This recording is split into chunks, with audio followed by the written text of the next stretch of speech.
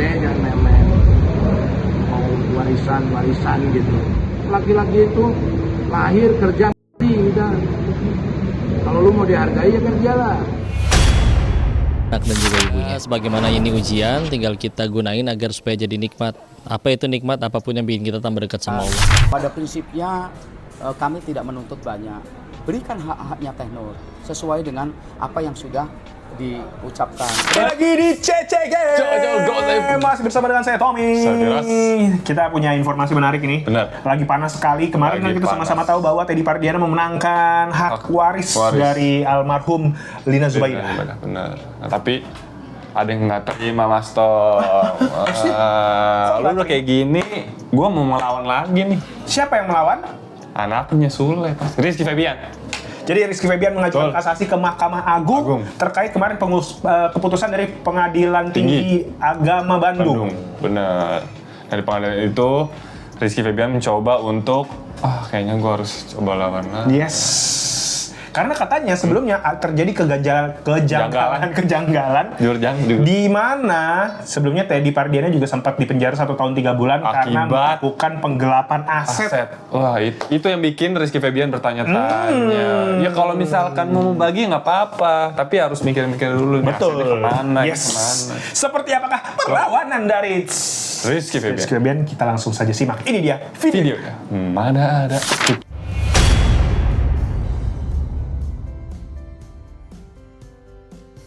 Rizky Febian akhirnya memberikan perlawanan kepada Teddy Pardiana, mantan ayah sambung alias suami mendiang ibunya.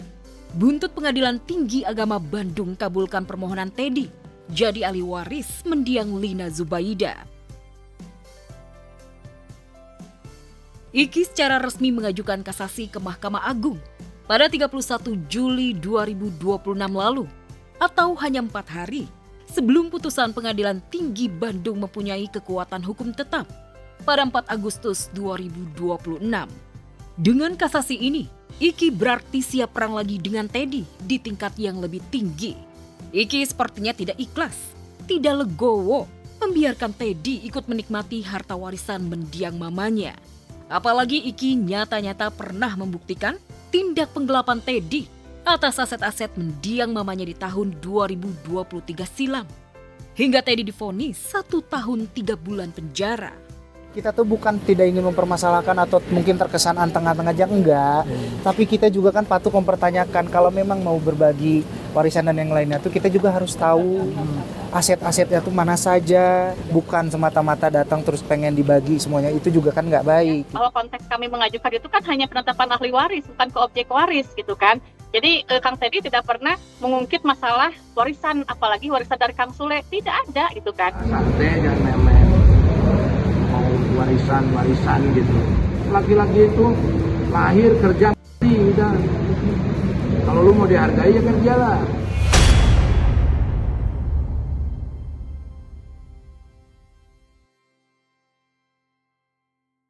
Ya, itu dia Teddy. Kang Teddy juga harus bisa memikirkan lagi ya. Benar, bagaimana tadi kata Kang Sule juga bilang, laki-laki itu harus hidup, cari kerja. Itu aja. Itu.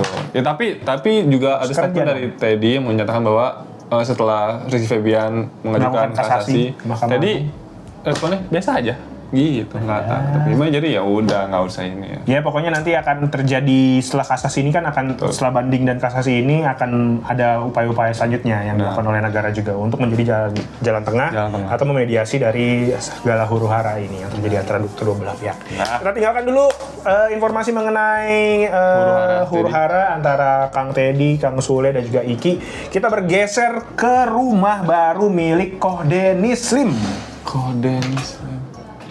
Ustadz yang mualaf itu? Betul. Kenapa dia? Dulu kan kita tahu nih, sebelum dia mualaf, dia adalah seorang bandar di Thailand. Bener. Dia bandar, terus dia ini juga judi. Iya, terus sekarang dia sudah menemukan jalan yang terbaik dalam hidupnya. Akhirnya menjadi ustadz muda. Benar. Dan setelah menikah dengan istrinya, ini Kohdenis Slim ini sering melakukan kajian di dalam kontrakannya. Terus berdoa, semoga bisa memiliki rumah lebih luas supaya ikut kajian lebih banyak. Akhirnya doanya dijabah dan akhirnya sekarang sudah punya rumah baru seluas 1.500.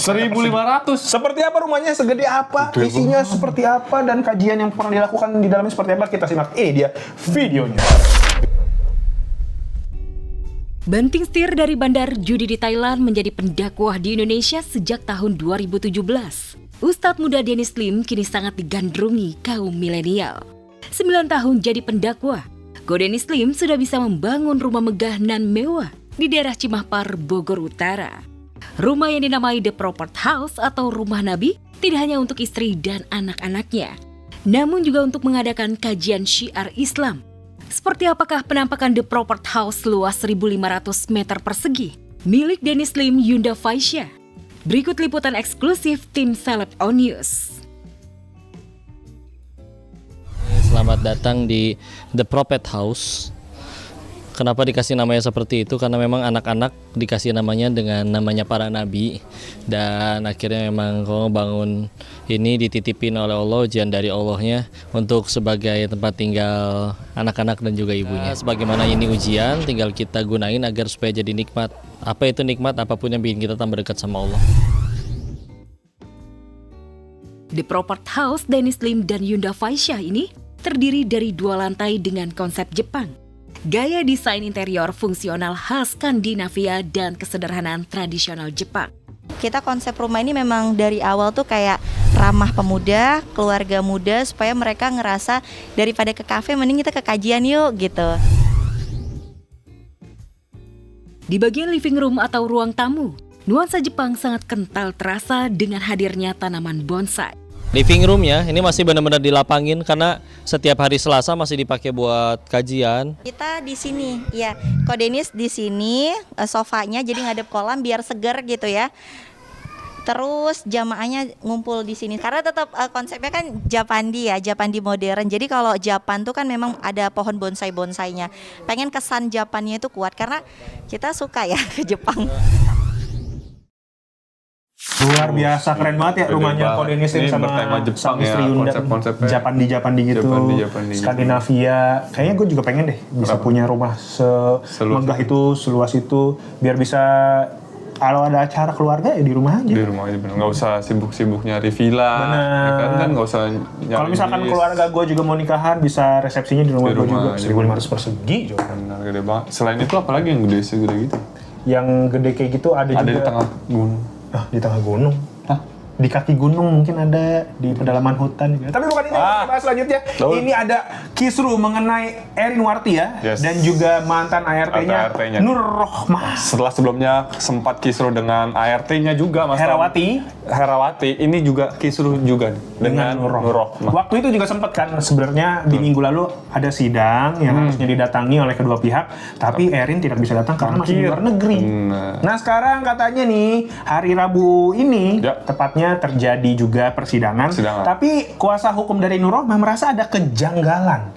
Di mana katanya dari pihak kuasa hukum Erin Wartia ini menolak semua yang tadinya akan menjadi titik tengah antara Erin Wartia dan juga Nur Rohmah. Seperti apakah kejadiannya? Apa saja yang menjadi kejanggalan-kejanggalan? Tidak beres-beres. Untuk mendapatkan informasi selengkapnya, mari kita tonton ini dia videonya. Kalau saya lihat dari jawabannya, ini sepertinya sulit. Tapi kita sama-sama tahu ini kan baru yang berhadapan kuasa sama kuasa.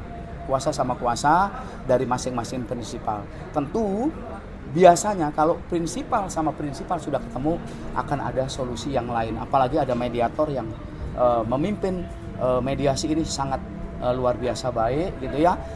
Memprioritaskan bagaimana ini bisa ketemu, bagaimana ini ada jalan keluarnya. Jika prinsipal dari sana ada itikat untuk damai dari Abang dan Teh Nur sendiri, apakah ada syarat-syarat yang harus dipenuhi jika untuk mencapai satu kesepakatan? Seperti yang pernah kami sampaikan, pada prinsipnya kami tidak menuntut banyak. Berikan hak-haknya Teh Nur sesuai dengan apa yang sudah diucapkan. Kemudian berikan juga hak-haknya Teh Nur. Di antaranya adalah tentang kependudukan KTP-nya. Berikan juga tentang handphonenya dan lain sebagainya. Berikan juga ATM, berikan dompet, berikan pakaian yang ada di dalam tas itu kepada yang berhak. Untuk yang lain-lain nanti kan bisa dibicarakan di ruang mediasi. wajar sih kalau akhirnya pihak Nur Rohmah meminta uang sebesar 1 miliar rupiah karena kan kerugiannya itu imaterial Mas Tom. Yang hilang aja KTP, ditahan, baju. Betul. Gajinya dibayar-bayar. Kok ada Nggak ya? tepat waktu. Bisa kayak gitu ya? Untung sudah melakukan kewajiban tapi haknya tidak diberikan. Kayak kenal di suatu tempat. Nah, itu dia makanya ini juga menyebut katanya dari pihak kuasa hukumnya Nur Rohmah ini membuat katanya Nur Rohmah ini sampai apa ya, mentalnya ini terganggu. Psikisnya kena. Karena jadi takut trauma, benar lagi trauma ini yang membutuhkan waktu lama sehingga bisa itu nggak bisa trauma healingnya bisa selesai ini lama sekali. Benar. Gitu ya, seberapapun besarnya Anda memiliki harta kekeranan yang ditampilkan ke orang lain, betul. Yang penting adalah hak yang harus Anda berikan kepada orang yang sudah bekerja untuk Anda. Benar, harus fair ya. Harus fair. Kayak Jakarta. Wah, Jakarta fair dong. Ya itu dia 3 berita terviral hari ini. Yes. Jangan lupa untuk mengupdate informasi terupdate lainnya di okezone.com. Supaya kita semakin semangat membuat video-video semacam ini. Jangan lupa klik like, komen, dan juga subscribe akun YouTube-nya. Oke, Vibes. Kalau gitu saya Tommy pamit. Saya Fers pamit. Kita ketemu lagi di CCG selanjutnya. CCG. Coco Gosip. Bye. Lomba 17. Gak sempet baca? Dengerin aja. Klik icon text to speech, gak pakai ribet di okezone.com.